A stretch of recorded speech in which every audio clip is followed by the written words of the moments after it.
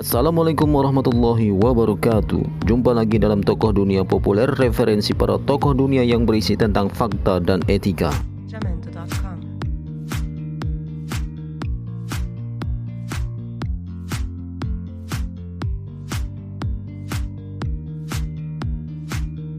Jamendo.com.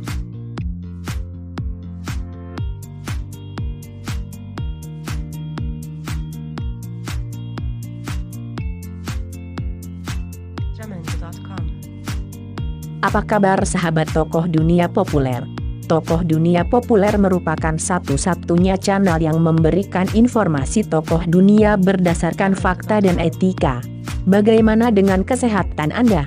Apakah rutin untuk berolahraga? Kami yakini bahwa olahraga merupakan aktivitas terbaik untuk menjaga imun dan kesehatan kita. Karena kesehatan itu adalah sesuatu yang paling mahal dan tak tergantikan. Baiklah, kali ini Tokoh Dunia Populer akan mereview tokoh pendiri perusahaan raket badminton terbesar di dunia. Dan produknya telah digunakan di setiap ajang badminton berkelas dunia. Tidak sedikit juga dalam berkarir banyak atlet badminton yang mempergunakan raket Yonex. Sebut saja Maestro Badminton Indonesia Taufik Hidayat. Berikut ini review singkat pendiri markas raket Yonex terbesar di dunia. Pertama kali badminton dikenal di dunia adalah di negara Inggris. Kejuaraan pertama bernama All England. Kejuaraan ini adalah turnamen bulu tangkis pertama yang digelar di Guildford, Inggris, pada 4 April 1899. Sejak 1984 perusahaan milik produsen alat olahraga Jepang membangun kemitraan untuk mendukung kejuaraan badminton. Yonezu mengabdikan hidupnya untuk membangun dunia yang damai, khususnya melalui sektor olahraga. Pasalnya dia sendiri sudah menelan pil pahit sulitnya berada di garis depan selama perang. Setelah selamat dari Perang Dunia Kedua, Yonezu kembali ke rumahnya di mana ibu dan 5 saudara laki-lakinya tinggal. Dia mengambil posisi sang ayah, yang wafat selama perang, dan menjadi kepala rumah tangga. Saat itu, menginjak usia 22 tahun dia sudah harus menghidupi keluarganya. Yonezu mendirikan apa yang sekarang dikenal sebagai Yonex pada 1946 di kampung halamannya di Tsukayama di prefektur Niigata, Jepang. Kontribusi Minoru Yonezu untuk bulu tangkis dan seluruh industri olahraga benar-benar luar biasa. Pada 1958, dia memulai Yonezu Company Limited. Perusahaan yang awalnya khusus pada produk kayu ini kemudian berkembang menjadi produsen raket bulu tangkis. Yonezu mengganti nama perusahaannya menjadi Yonex pada 1982. Penggantian nama dilakukan seiring pengembangan produk perusahaan yang berevolusi sebagai produsen raket tenis, tongkat golf dan aksesoris olahraga lainnya. Yonex menjadi pelopor dalam evolusi teknologi peralatan bulu tangkis, dimulai dengan kayu dan beralih ke aluminium dan, kemudian, serat karbon hingga alat olahraga lainnya. Dengan hati-hati membuat raket, tongkat pemukul, dan senar di pabriknya sendiri di Jepang. Melalui pengembangan teknologi inovatif seperti raket isometrik yang ikonik, Yonezu mengembangkan Yonex menjadi merek global. Begitu Yonezu mulai berhasil memproduksi raket bulu tangkisnya sendiri, dia mulai menjual produknya ke seluruh dunia. Pada awal tahun 1960-an, Yonezu bertemu Erik Andersen di Denmark. Dari sana, perusahaannya mendapatkan salah satu distributor pertamanya. Dia bepergian dengan penerjemahnya ke negara lain seperti Inggris, Malaysia, Indonesia, dan banyak lagi.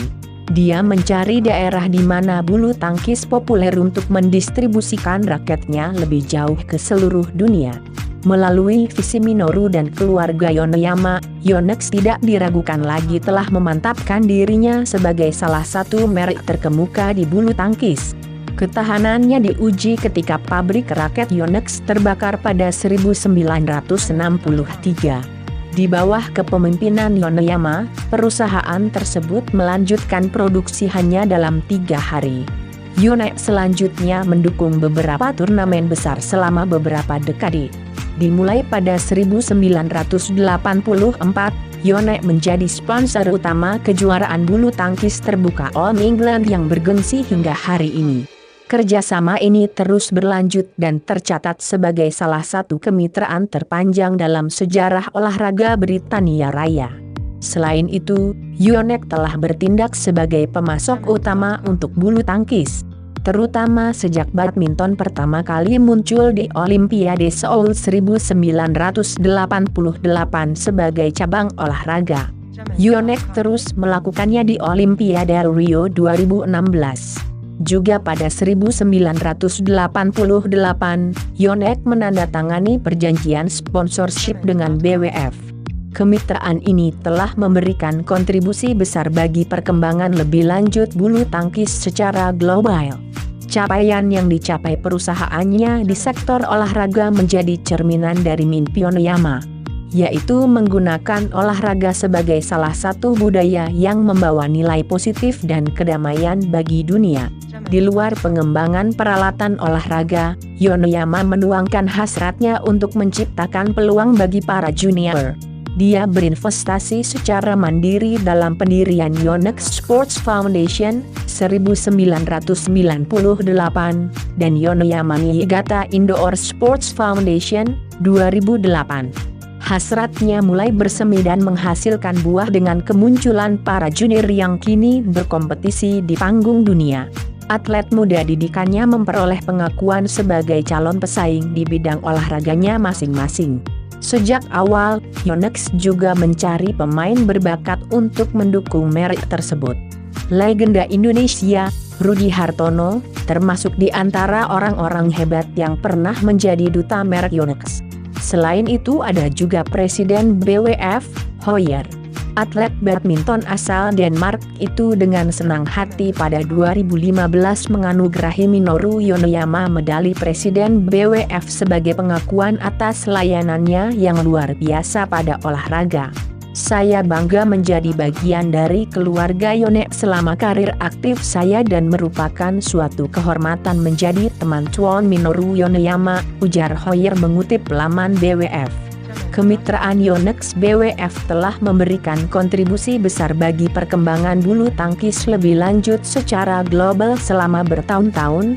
Olahraga bisa membawa kedamaian bagi dunia kita.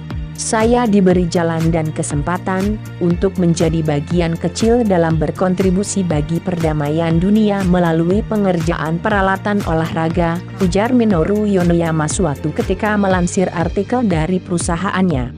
Meskipun dia tanpa lelah berkeliling dunia sepanjang karirnya, Yonex dan Yonex tidak pernah meninggalkan rumah tempat dia membangun usahanya di Niigata, Jepang. Penting bagi Yonex dan bagi Yonex untuk mempertahankan pabrik mereka di Niigata. Selama lebih dari 70 tahun terakhir, Yonex telah menciptakan lapangan kerja dan industri yang konsisten untuk wilayah pegunungan kecil di Jepang ini. Karyawan di Yonex dikenal karena keahlian dan dedikasinya terhadap kualitas, dan itu terlihat dari produk yang mereka buat. Dengan kepemilikan pabrik ini, Yonex dapat mengontrol kualitas dan konsistensi. Pendekatan monozukuri dengan ini juga bisa dipertahankan di setiap tahap proses pembuatan produknya. Monozukuri adalah seni dan ilmu membuat benda dengan dedikasi terhadap kualitas dan kehalusan. Ini adalah esensi sebenarnya dari keahlian Jepang. Yonex memiliki lebih dari 50 titik pemeriksaan selama proses pembuatan raket untuk memastikan kendali mutu. Dengan memiliki pabriknya, Yonex mampu mengontrol seluruh proses, desain dan pengembangan, hingga produk jadi yang sampai ke tangan masyarakat pecinta badminton. Upaya konstan Yonex untuk inovasi, pendekatan monozukuri serta dedikasi dan keahliannya telah menciptakan kualitas yang tak tertandingi dalam produknya.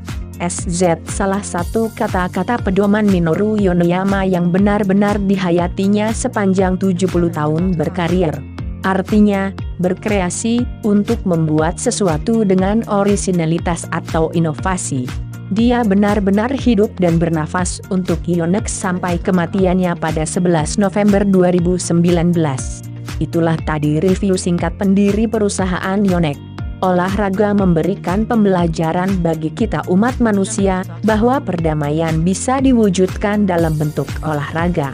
Sudah semestinya kita hidup pola hidup sehat, baik sehat jasmani maupun sehat rohani. Sebab keduanya adalah syarat mutlak untuk menjadi manusia yang sehat. Terima kasih, salam sehat dari tokoh dunia populer.